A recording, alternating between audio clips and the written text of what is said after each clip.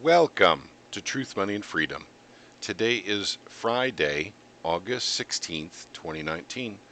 Wanted to share something with you guys because we are Truth, Money, and Freedom. I want to talk about this article here.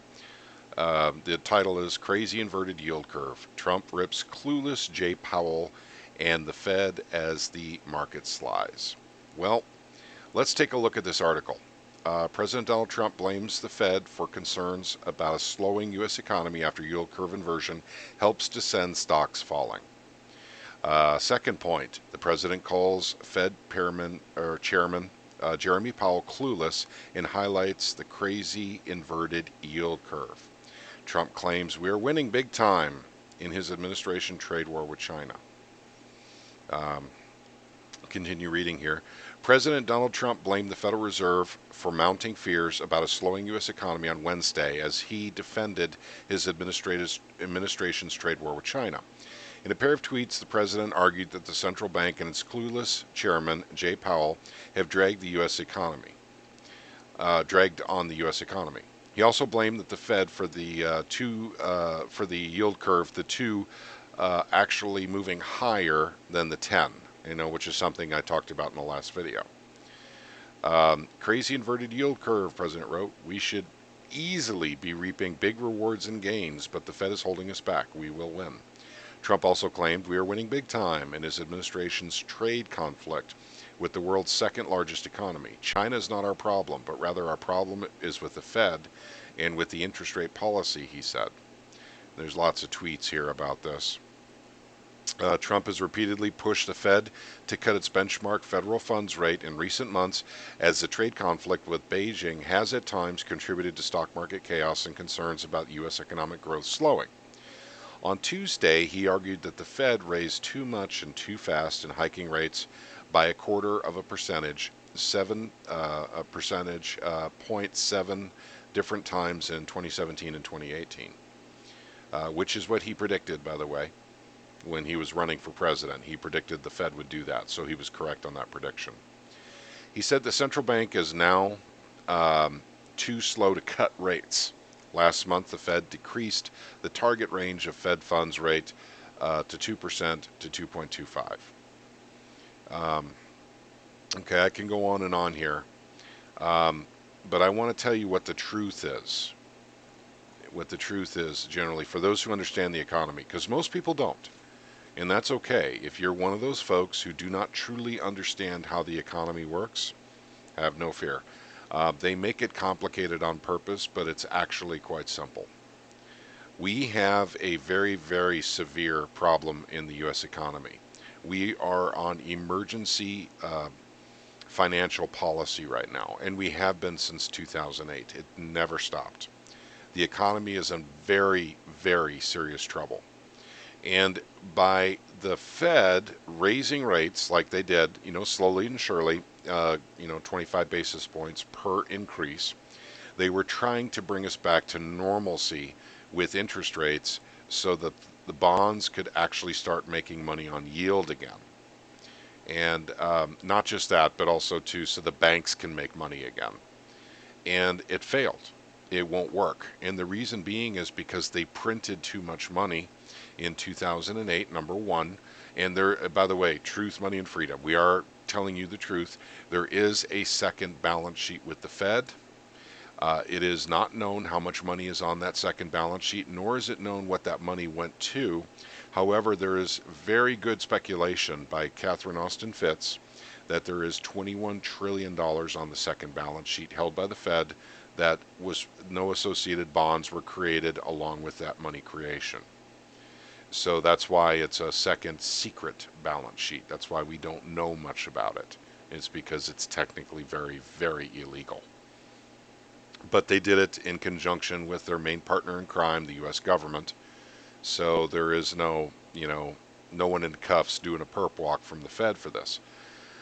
So there is extra money in the economy now running around, and it's really making its way up to the one percenters. This is what Trump's tax cut did too. Once again, we're talking about truth here. We're doing the truth here with this video. Trump's tax cuts were specifically designed to help the 1%. I don't know what else to say about that. The middle class got by and large hurt by this tax cut, and every single time there's a scheme to crash the economy, it's all about a wealth transfer from the middle class to the upper class. This is how our economy works. It's ripping off the middle class and just giving it to the upper classes. There's a bunch of mechanisms to make that happen. Obamacare is just one of many mechanisms to take from the middle class and give to the 1%. Tax cuts is another mechanism. Inflation is another one. And we have a lot of inflation, gang. So, since we are truth, money, and freedom, I have told you repeatedly that Trump fibs. He does lie quite a bit. Um, Now, he says he is winning the war big time on the trade war with China. The truth is, they are nowhere near any kind of deal with the trade war with China. They're backing off a little bit, but they still have no agreement. So, what the United States did, basically because the stock market was starting to take hits, was Trump said, well, we're going to go ahead and back off on a certain amount of our tariffs. We're not going to increase the tariffs. But it didn't hurt China to have those tariffs. We Americans are by and large paying this, either by the transportation companies for moving this stuff from China to the United States, the wholesalers in the United States, or the retailers, which ends up going right to the end consumer. All of them end up going to the consumer anyway. They have to add that cost in. So what Trump did was he increased inflation by doing this trade war with China. Now, I could go deeper into the article here, but the fact of the matter is, he said something here about jobs. Companies and jobs are fleeing. He's talking about China. But where are they going? Are they coming to the United States where we can have the jobs? Mm-mm. They're going to the Philippines, South Korea, Malaysia, Singapore.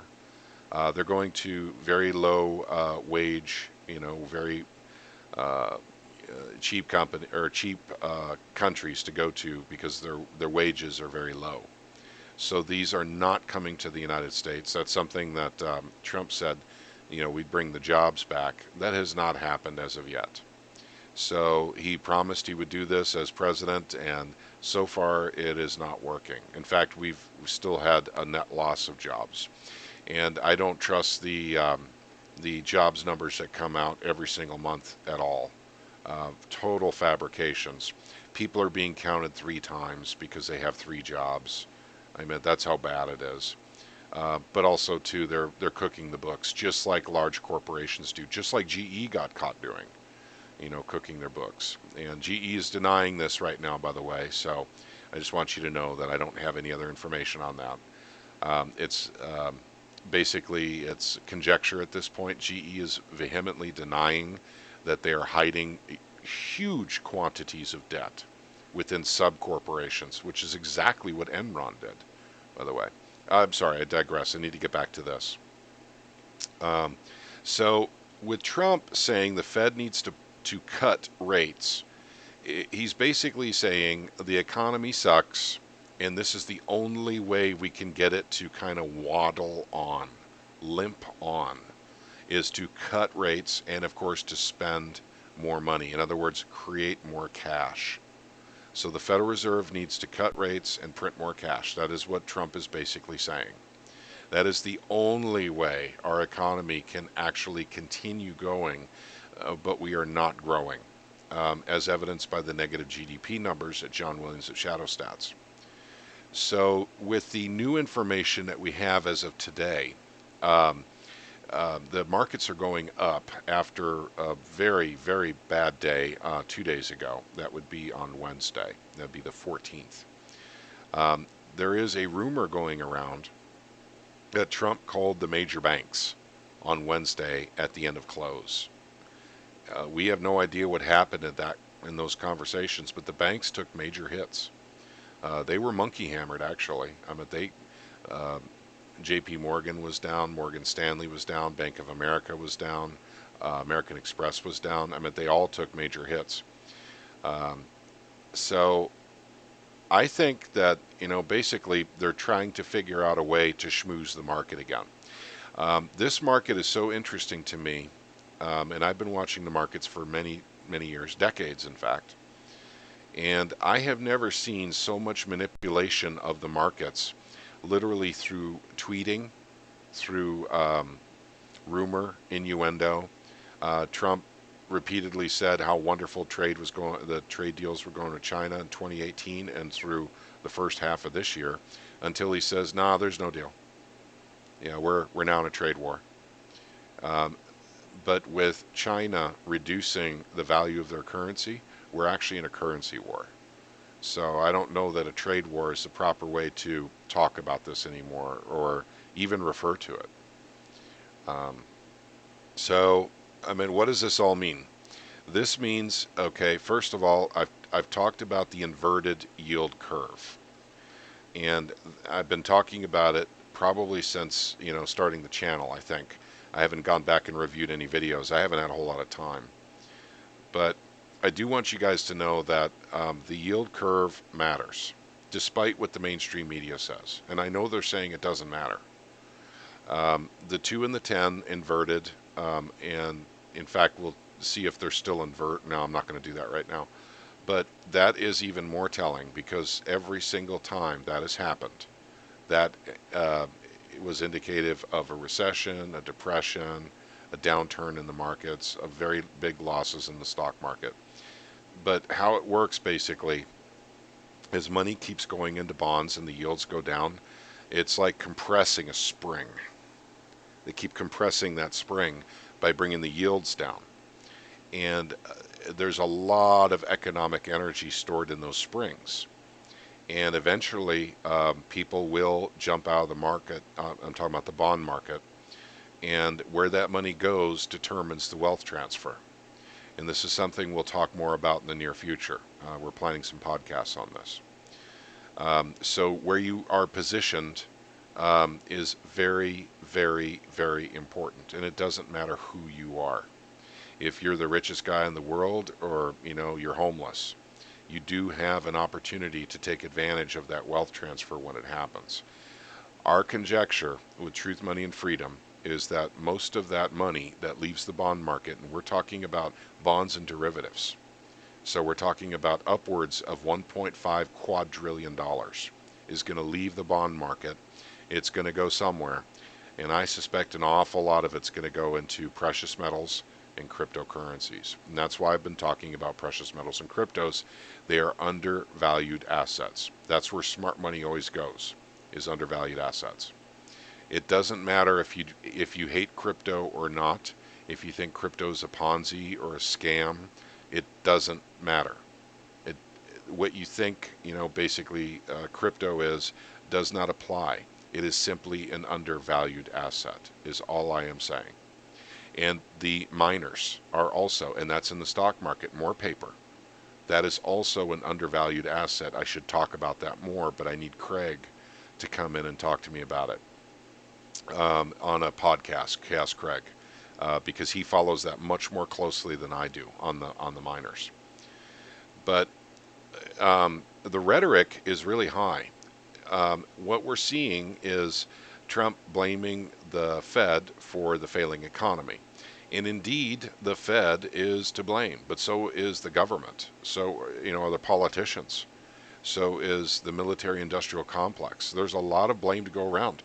In fact, the American people have not been very studious or judicious with the money they have. I mean, using their homes as piggy banks and taking out HELOCs, borrowing, their fool heads off, just like the government's doing, just like businesses are doing right now to buy their own stocks back. So no one's been really smart.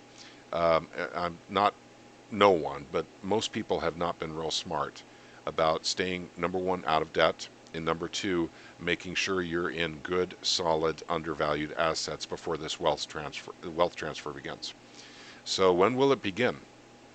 That's probably the next question I'll be asked by people in the comment section, and I just don't know. Nobody knows. We've had the inversion, so the countdown kind of started. It could be any time between. I can give you the historics on this, so this may matter. The historics say it's going to be anywhere between 3 months and 18 months before we have some very, very serious activity with a down market, down stock market, and bond market selling off. So the stock market usually goes first before the bond market does. I don't know how long it'll take for the stock market to go down, but I don't know if things are going to go down anymore if they're going to start printing money, because they can offset things are different this time. It's incredibly unbridled activity and money printing going on. We've never seen this in the American experience before because we've been on a gold standard until 1971. They could not get away with that. Now they can. So in order to keep the stock market up, they may just print trillions and trillions and trillions of dollars to bid up the stock market as people are getting out. They may do the same thing with the bond market, but we're talking about like 1.5 quadrillion in the bond market and derivatives markets. Some estimates are as high as $2 quadrillion.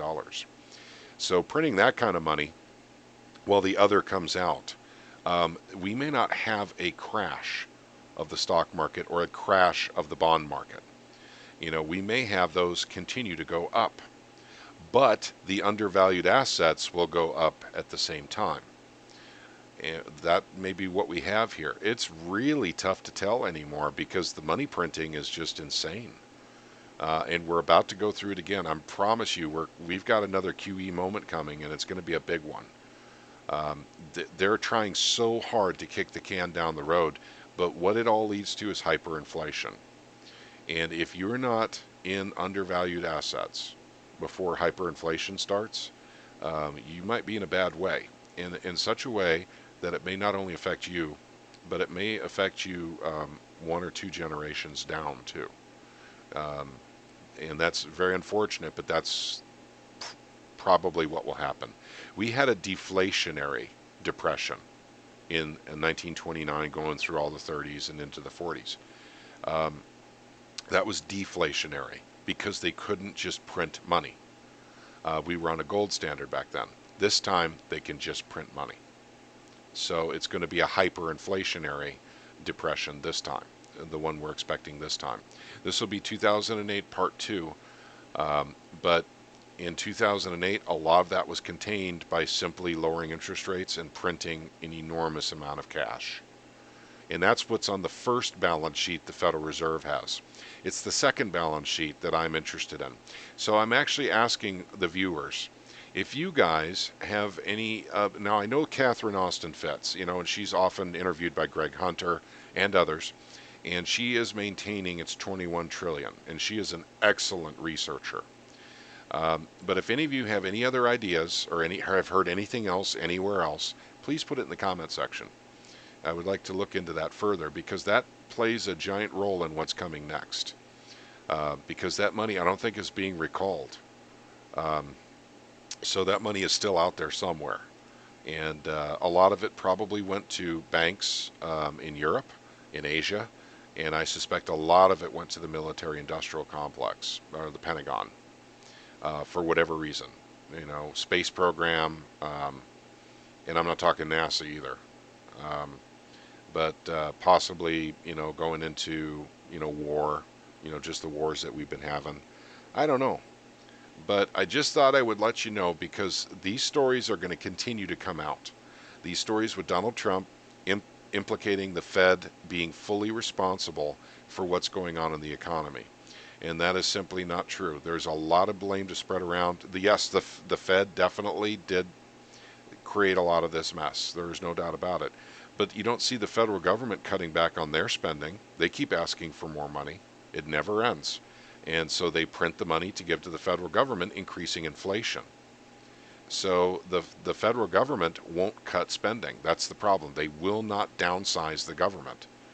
And so that's why I say there's no conservatives left, not in the Republican Party. Maybe one or two. But that's about it. They're as much big spenders and grow government as Democrats are. So, but at any rate, that's kind of what I wanted to get across today. And to let you know kind of a little more of the direction that I'll be, taking more of our podcast to, because the yield curve inversion has been a big part of this channel here for the last 7 months or so. I've been talking about it and talking about it, showing you how it's further inverting over the last 7 months. And it's finally happened, and we did have an inversion between the 2 and the 10-year yield as well. So basically, it's trying to figure out what's coming next. A lot of it will be wild speculation. We just don't know. This is a very unusual environment. This has never happened before, and we all need to keep our best heads on at this point to try and figure out what's going on. But the narrative is coming across. Clueless Jay Powell. Of course, Powell really can't fire anything back at Trump publicly, because the Federal Reserve is supposed to be totally impartial to the party or the president, and the party the president's in. So, but the narrative is being set up to blame the Federal Reserve. And there's a reason for that, and we'll get to that in another podcast very soon. But I do believe that in the end, the Federal Reserve will be shut down and absorbed into the U.S. Treasury. And I have very specific reasons for believing that. And it may happen within the next 2 years. So we could see some, because guys, I'm telling you, we've got some big changes coming up, big changes. It's a unusual economic battlefield we're in right now. And then the currency war going on with China, that just adds fuel to the fire. Every country's going to want to start devaluing their currency now. It's what they call a race to the bottom. And devaluing your currency, it's just another way of saying hyperinflation within your country. So, or not necessarily hyperinflation, but bigger inflation, because you're printing more money, and that's exactly what China did. So I'll get conjecture, and he is very, very much wanting to do more podcasts, but we have to get our schedules synced up to talk about some of this, because he's kind of our numbers guy.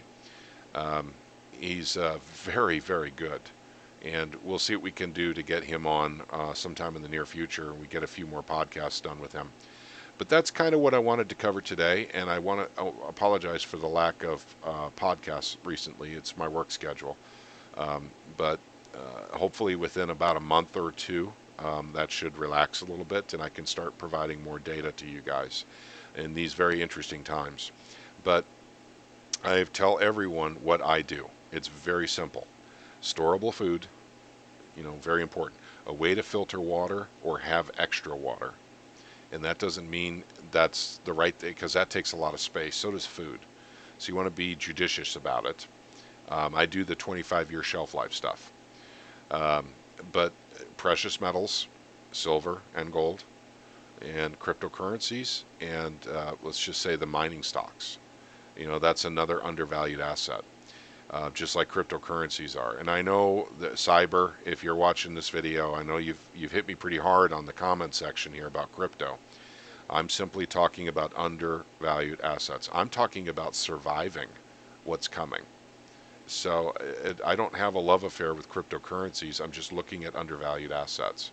I don't have a love affair with silver and gold. They're just undervalued assets. They've always been undervalued my entire life. They keep them down on purpose, and they will rise again when the Federal Reserve gets shut down and some of the banks start failing. I mean, silver and gold should do very, very well because it's the derivatives that they use to keep them down. But at any rate, that's pretty much all I had for you guys. I'm sorry I didn't mean to go on this long.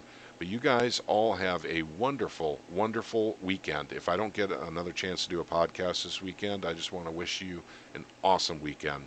Spend some time with your families. Give them a hug. Let them know you love them. And like Ellie 1978 says, we're not promised tomorrow. So make sure your loved ones know that you love them.